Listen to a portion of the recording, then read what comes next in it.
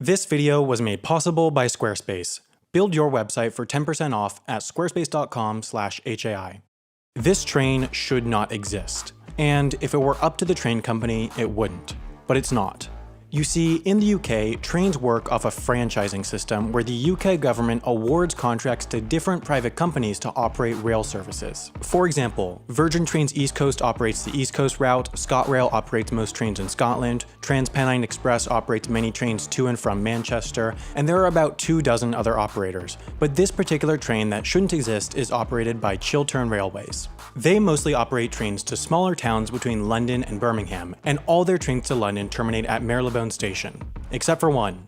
This one. This particular train operates from the nearby London Paddington Station, the terminus for Great Western and Heathrow Express services. But Chiltern Railways has to operate services to London Paddington because this document says so, their franchise agreement. This document is basically the contract between the railway company and the UK government, so to modify this document they have to ask the government, and as we all know, sometimes governments aren't very efficient. So, here's your super simple guide to closing a railway route in Britain.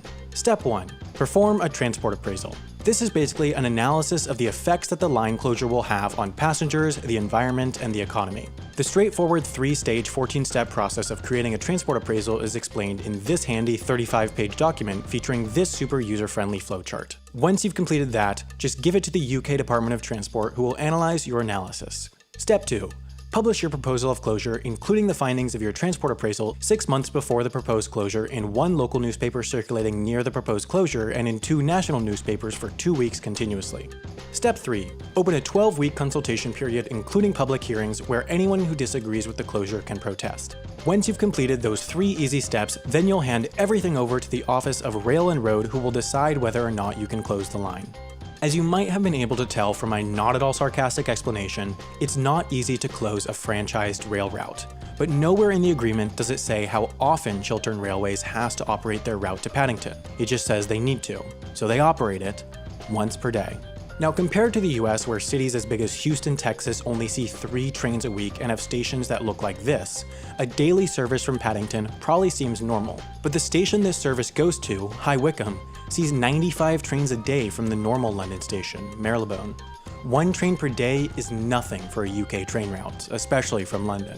Chiltern Railways, like many other train companies, have decided it's just easier and cheaper to operate an infrequent service to fulfill their franchise agreement instead of going through the rather expensive formal closure process. But some rail companies have pushed the boundaries of what is considered service to an extreme. Northern's franchise agreement requires them to operate a train between Stockport and Stalybridge, which they fulfill by running 1 train, 1 way, once per week. Between Stockport and Stalybridge, there are 2 stations which are therefore serviced by 1 train per week.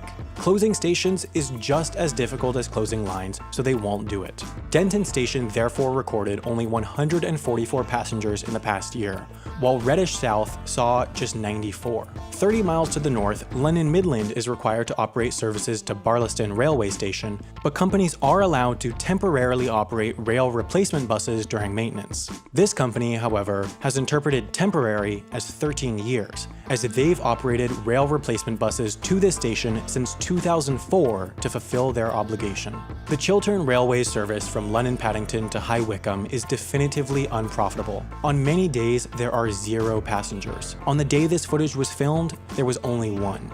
The bureaucratic closure process is meant to protect the public by preventing companies from closing unprofitable smaller stations, but in reality, most of what it does is make these ghost trains.